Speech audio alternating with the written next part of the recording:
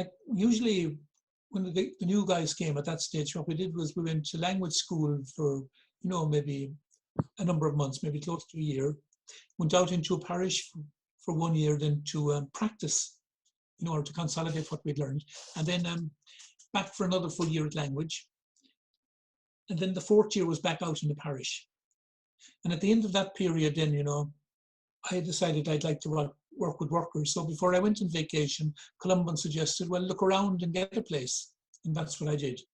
You see, Korea had a very troubled 20th century. Like, there was, first of all, the occupation by Japan.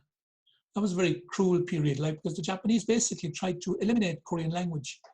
Like, for example, children going to school had to speak Japanese, and if they used Korean, there was just like a string around their neck, and if they used it 3 times, it was marked, they were beaten. People had to change their names to Japanese times, so they went through all of that. And then there was the struggle for independence. But then Korea was divided then arbitrarily after Japan lost the war, and you had the Korean Civil War then, North and South, terrible destruction. Like the big powers intervened, and I mean, the number of Koreans who died, and the country was bombed, basically all the trees were burnt. So the Columbans, a real big number of Columbans came into Korea after the war, and it was basically working with the people, to rebuild the country, at all levels. So I think the missionaries at that stage kind of, through their lives and the work they did, showed, I suppose, a good side of the church. And then the country was blessed in the sense that they had a great leader, Cardinal Kim Soo-han, who was a charismatic figure and very much concerned with the poor. He had a tremendous vision. So all of that was happening, when I came. And then you see, you had the country was changing from, an agriculture country to be urbanized. Literally millions of people were leaving the countryside and coming into the cities. And the culture they had was like of a rural community. And suddenly they're inside in this big urban mass. They have to work in factories. So they're looking around for a new vision of life that will help them to cope with this, kind of new reality. And small churches, Christian churches, kind of gave a framework and a sense of community. So literally thousands of people came into the church at that time, not into just the Catholic Church, but into all the, the Christian denominations. So I suppose there was a particularly positive wave, and at that time, moving towards Christianity. And I happened to come into Korea at that time, and got involved with workers, and the church was, that man I mentioned, Chung Tu-hwan, had banned all organizations, banned public meetings where groups would get together to think and talk about their lives. So the only space where, where workers could get together was a space provided by the church, But what we did with workers was because there was no place for them to, to meet, as I said, with a religious sister and a full-time worker who'd worked in factories, we provided an open space, a kind of a family house where people could come and talk and relax and have a meal. And I was basically living there. So just meeting people, chatting with them, listening, and then we'd organize things together, maybe just an outing. And if they wanted to, learn music, we'd try to organize a person to come in and teach the guitar. If the group wanted to learn more about the labor law, organize someone to come in and, form small groups. One of the big, a lot of the young workers had left school at the age of 14, and they didn't have great confidence. So we developed a small 5-week program, 2 nights a week on basic, group dynamics or personal development. And a lot of people, they were very interested in that because they could come in, talk to their peers, make friends, and get a bit of confidence. Well, they were part of that overall kind of, if you want to call it, dislocation. The government forced it. The government, like Park Chung-hee, he chose this exported, orientated economy as to be the engine to change Korea. And to do that, what you needed was Korea. All Korea had was cheap labor. So he invited in the big, industrialists to come in, set up factories, and he says, I will provide cheap labor. And the only way you can provide cheap labor was the whole rural community. He depressed the price of agricultural products deliberately. People were forced off the land and had to come into cities, and they had to get jobs in factories. And because the price of agricultural products was low, food was fairly cheap. So you had a huge labor force, you had cheap food, and so you had very cheap labor.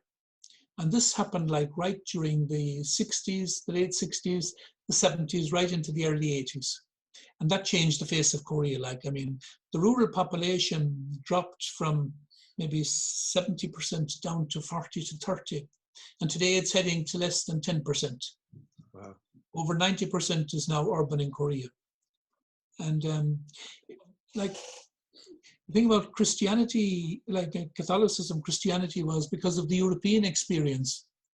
It had a kind of a social teaching about the rights of workers, and common good. Like you take one diocese now, the Bishop of Gwangju diocese, where quite a few Columbans working.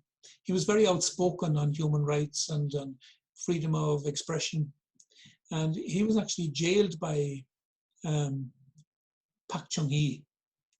And the Columbans in the diocese there stood with them. And one of the results was that, as a foreign resident here, you have a residence permit.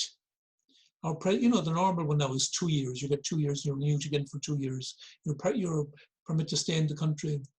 But in that stage, any of the priests who were active, it was actually, in some cases, it was reduced to 1 month. And you'd go to I never experienced that, but some of the guys ahead of me did. You'd go to the office with your documents, and they'd always ask for a new document. So you have to go back, get a new document. So you spent a week preparing this, and you submitted it. You had to go back and get new ones, and then you got your month was dated from the original. You spend within 2 weeks you had to repeat the same thing. So, and at those stages, because the guys, Gwangju was a rural diocese, you had to go to the port city, and transport was very bad. You had to take about a 6 or 7 hour bus trip to be told you have to go back and get another document. It's going to full week going back and forth. And then you got it, and 3 weeks afterwards you have to go through the same thing again. One of the things the Columbans set up, like in Seoul, was the idea of night schools for workers. These kids, sometimes they hadn't even come out of middle school, some of them, setting up a school a system where they could study at night, do an exam, maybe get middle school and then get high school recognition.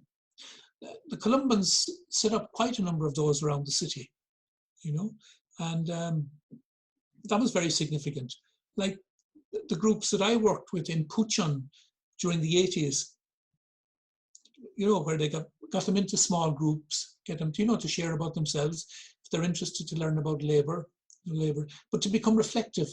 Those kids, within 4 or 5 years, when the union movement began to take off again in 1987, 88, a lot of those became very key members in the labor movement, So from that perspective, the Columbans had quite I think a significant influence, as had Mary and other missionaries, Back in the 70s and the 80s, because there was no space, there was just the government and individuals.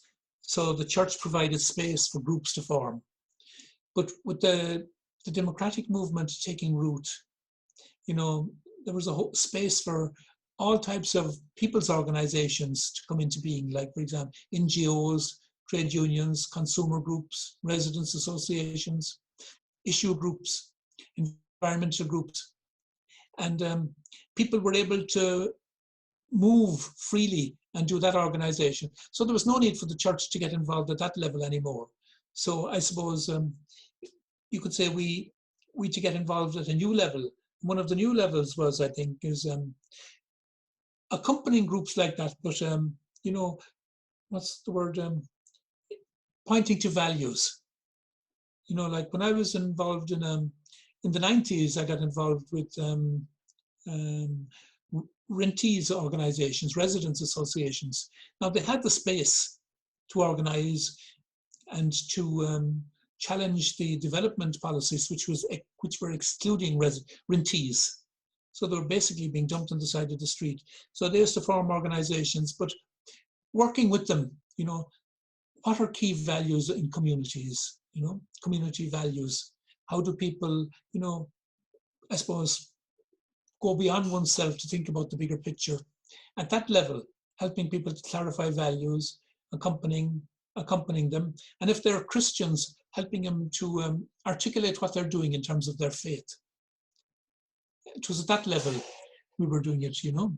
Whereas before it was more direct. You were there actually providing the space and providing basically the basics of organization so that people could do all that. And as Korean workers became, more educated, there were certain types of jobs they didn't want to do. You know, the 3Ds, dangerous, difficult, and dirty. And so people came in from particularly the Philippines, ethnic Koreans from China, Vietnamese, even as far away as Nigeria, Iran, Iraq, Nepal. These were all beginning to come into Korea like in the 90s and in 2000s. And so now Korea is changing to become a multicultural society, diverse. And so, you know, the tensions that come with that. So Colombians now are working with multicultural families, you know, in migrant ministry. You know, Korea, the US were building this huge, the big military facilities were being built in cooperation with the US. And like the whole, what are the implications of that for peace if we're for peace? So we have a lot of energy of the Colombians in recent years, like particularly the younger members, was opposing this type of militarization. That was one area. Another man into the whole area of interreligious dialogue, you know, like particularly working with Buddhists, you know. So you're right, I think that I think Colombia, and being on the margins of the church actually is a tremendous, opportunity and a privilege. It means we're not saddled, so to speak, with maintaining the pastoral structures of the church, like parishes and taking care of people at that level.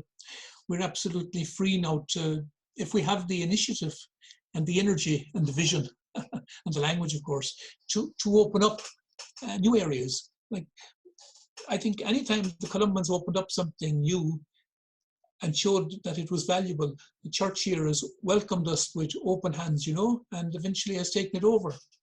So we go on to try and open up new things again, you know. We search for something new that has to be done, and try and, I suppose that's being missionary, really, you know, and move on to, if we have the energy and the vision, I say, and the creativity to find it and set it up, you know, it's not easy at times.